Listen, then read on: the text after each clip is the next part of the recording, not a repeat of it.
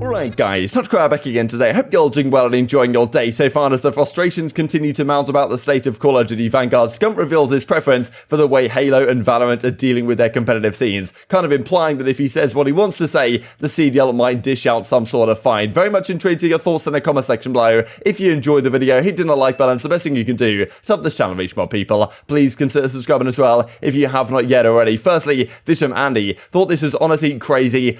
First of all, how do people find this stuff? This reminds me of some of the hiding spots back in Black Ops 3, but honestly, this stuff seems to be even worse. You straight up go invisible right here. If you lay down in this spot, there's a couple of these spots that were pointed out that, these are effectively getting banned in tournaments now. If you actually use these, you'll get forfeited because it's just way too good. But, I guess sometimes, these spots do just happen, and there are places you can just walk into a wall or, crawl into a wall. But, this, for example, is, that's a hugely advantageous spot to just be able to sit there. this one, especially on Demyansk, it's a map where I honestly thought it might be gone by now for the rule set, but it still seems to be there. You can just straight up disappear if you want to. So, this is the thing. So many issues arriving like this all the time. Will they ever be fixed in the game? I guess they'll be fixed eventually. Will it be too little too late for some of these situations? It's tough to say, but yeah, just look at this stuff. It's honestly craziness within the game right now. Every single day, there's some more stuff like this that hits the timeline, to be honest. This also, because earlier today we were discussing Thanksgiving and, playing it, running into a DDoS the dash he did earlier on. But Clay runs into a cheater when playing the Halo playlist here, the Fiesta playlist. So, yeah, Clay trying to have a good time on Thanksgiving, running into a cheater. It's kind of a classic situation. But, of course, what this does show is that a lot of players right now, especially Clayster, a load of the other pros, we looked at Shotzi earlier today, of course, 2018 Halo World Champion, playing a lot of Halo right now. And who can blame them, to be honest, with the state of both the games looking at each other. This also, as Arcitys points out, as Clayster was kind of discussing,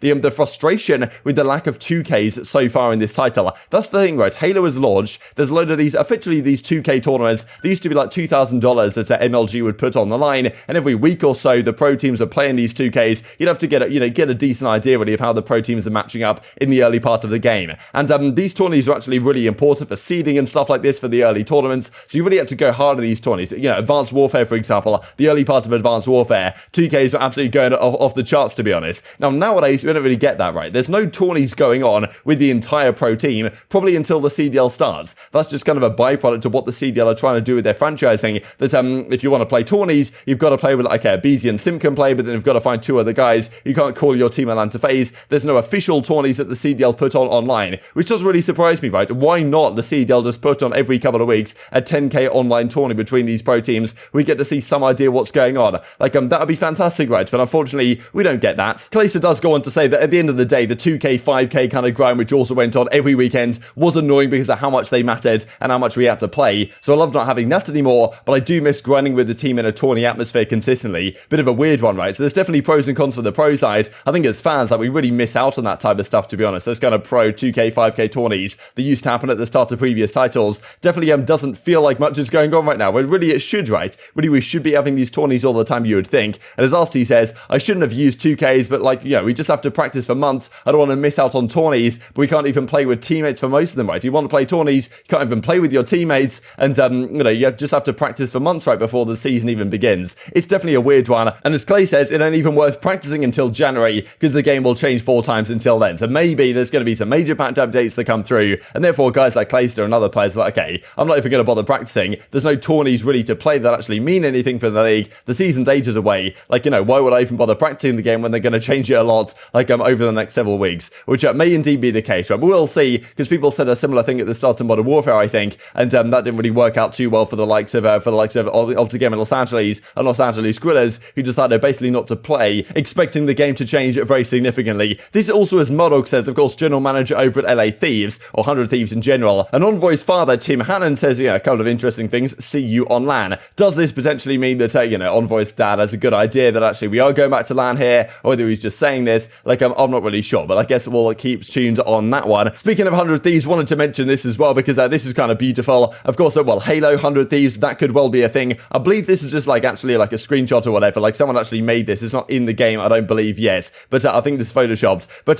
still, this is beautiful, right? Esports skins, they're there for pretty much all the teams. If 100 Thieves do make a Halo team, do decide to go into that game, I wouldn't be surprised if they do, then they'll get something like this. And it's a nice benefit, really, and people loving this on the timeline, Octane and a nice couple of replies right here. We don't seem to get this stuff in Call of Duty right now, but maybe time will tell the difference in the future. Let's talk about this then that Scump had to say on the Optic big podcast. Very few interesting words on Halo and Valorant in the situation there right now, saying that, look, Halo, it's a beta technically. The only issues, the issues within the game are very few and far between. There are some crashing issues, there's a few complaints about glitches and stuff like this, but in general, the actual issues within the game are very minor to say the least. In Call of Duty, it is a very different story. He also goes on to discuss Valorant, the fact that they have this, skin that they put in the game. Half of that money goes all the way to the players and the teams at the World Championship, which starts in a week or so's time. And in Call of Duty, we don't have any of that stuff. But he says some interesting words, the fact that, like, look, I can't speak on this, saying that if I say any more about how good Halo is and how, like, Call of Duty's fallen behind, the CDL might come through and drop a fine on me. And also the face he makes at the end about, kind of, instead of saying anything that he might want to say about Halo and Valorant, kind of indicates that,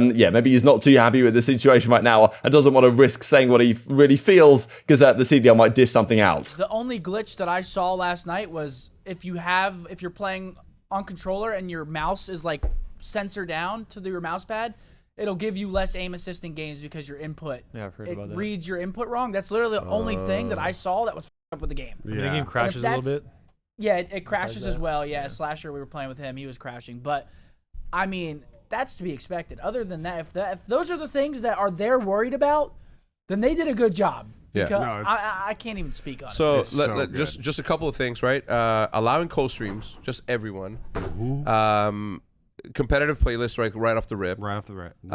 With a rank system. A full year's notice as to how their competitive play is gonna go down. There's one in Sweden. There's one in Mexico. Like everything is chronologically timed for the rest of the year. Esports skins. And then you look at Valorant too. Did you guys just see they're releasing a exclusive skin for one of their majors, and it's 50% of the revenue from the skin goes directly back to all the teams? Yeah. Yeah, that's pretty cool. But look, I think everybody's just doing it right. I mean, like, let me say something about the Halo team for the most part, because I grew up like idolizing Halo. Like Halo was my segue to COD and MLG, because like. So we do know right now that in general, a lot of the pro players are really enjoying Halo. They're enjoying playing it. They're enjoying watching it. As Scump says, man, I love watching some competitive Halo a few days ago. And we also get this from the Valorant Champions store when they released the kind of a Karambit knife and the Vandal skin in the game for the champions. Half of the money that goes from the revenue of this goes straight into the World Championship prize pool. Effectively, I'm not sure how it's exactly decided, like who gets what, like whether it goes all the way to the teams or like how much of the teams cut, how much of the players cut. I think someone said on the timeline actually yesterday that like for every one of these that is sold, for every pack that is sold, each player gets like 3 cents or something of that money. So it's just stuff like that, which just makes you think like, wow, they're obviously pulling ahead of the game, as of course you expect with Riot Games. But hopefully the kind of rising standards in esports about this type of stuff will kind of, a rising tide raises all boats or whatever they say, right? Hopefully the Call of Duty League will be dragged along to do some of this stuff. But Scump doesn't necessarily want to say it outright, because otherwise there might be a risk that the CDL like drops something in his letterbox, right, in terms of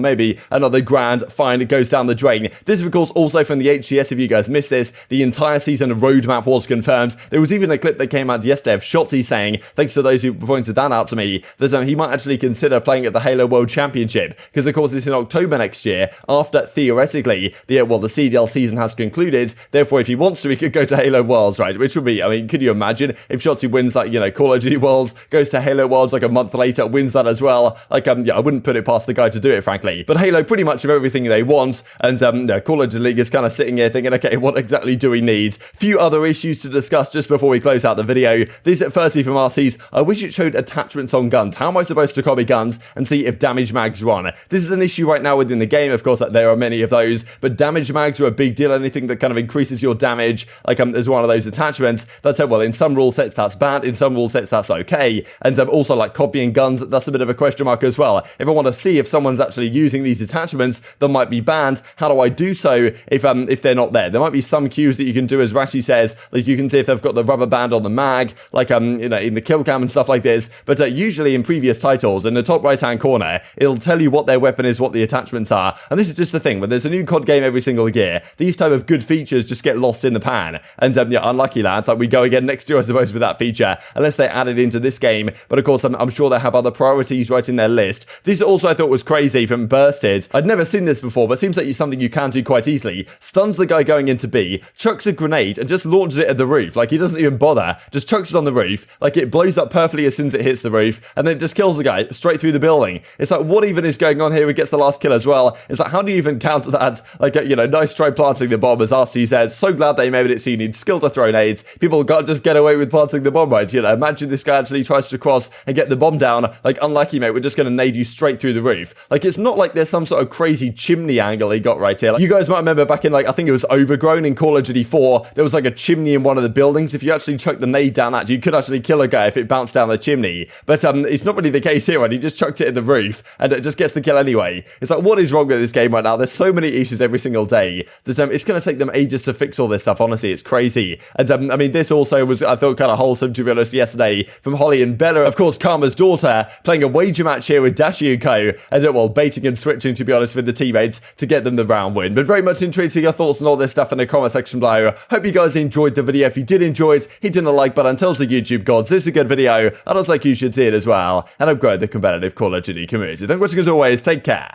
and I will see you next time. Get the bomb. See where it's yellow and says bomb? Go grab that. Where is Grab this it. guy? Yeah, okay, now run. Run to where it says A. Ooh, did I just Where'd get you go aim fast? assist through the wall? In there, Bella, in there. You're gonna lose. I did get aim assist through the wall. Here. Left. Yep, left. Yep, plant. Hold square, hold square. I think he's chasing you. No, in kitchen. gotta kill the guy. Right there. You see him, Oh yeah, Belly, you got this. got this.